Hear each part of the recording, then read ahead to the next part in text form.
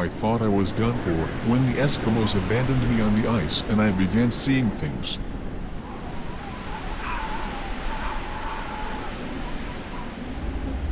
But it wasn't Joseph Backhoe's time yet, and the Russian submarine made sure of that.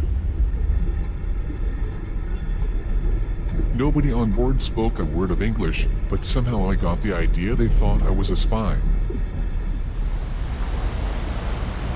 So we cruised until they could put me ashore.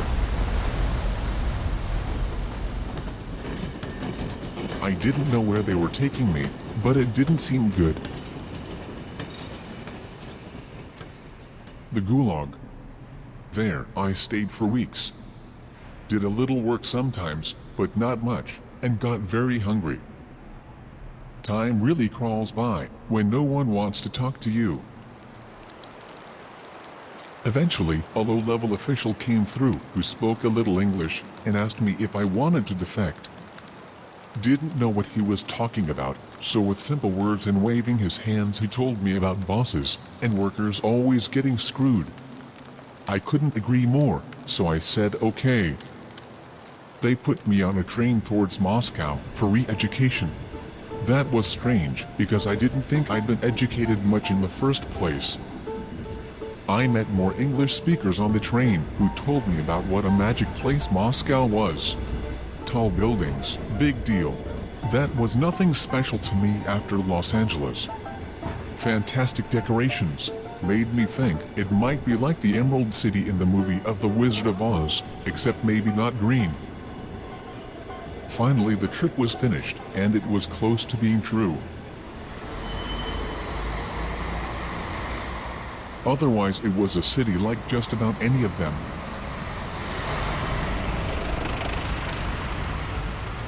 They put me to work learning Russian, and I studied without much success. And soon, I was re-recording propaganda films.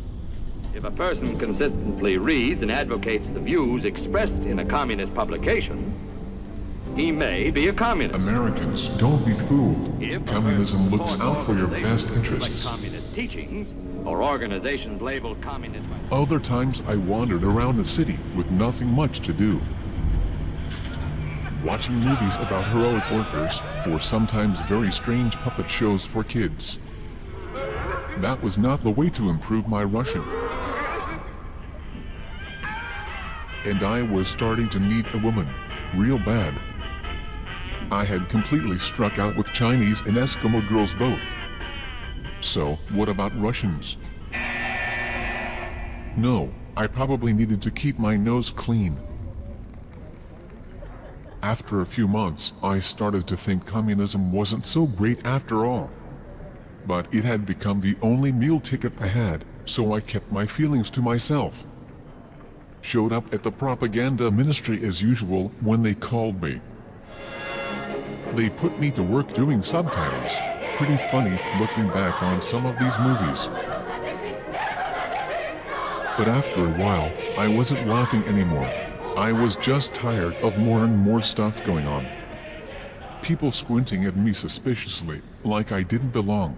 Well, in a way they were right, but they didn't have to get all pissed about it. And so, the months and years slowly passed, until Stalin passed away, and then everything changed.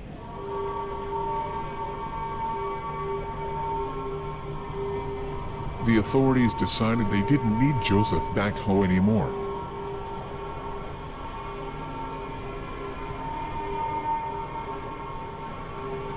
So they put me on a truck headed to the collective farm for useless foreigners, where I was to spend the rest of my days.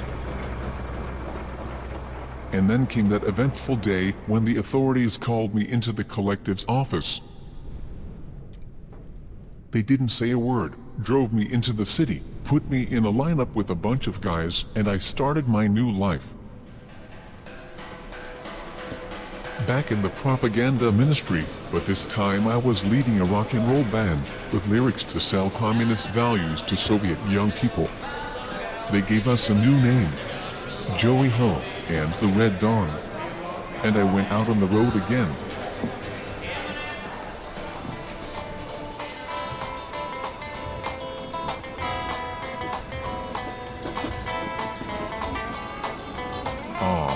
is sweet. Pass the vodka.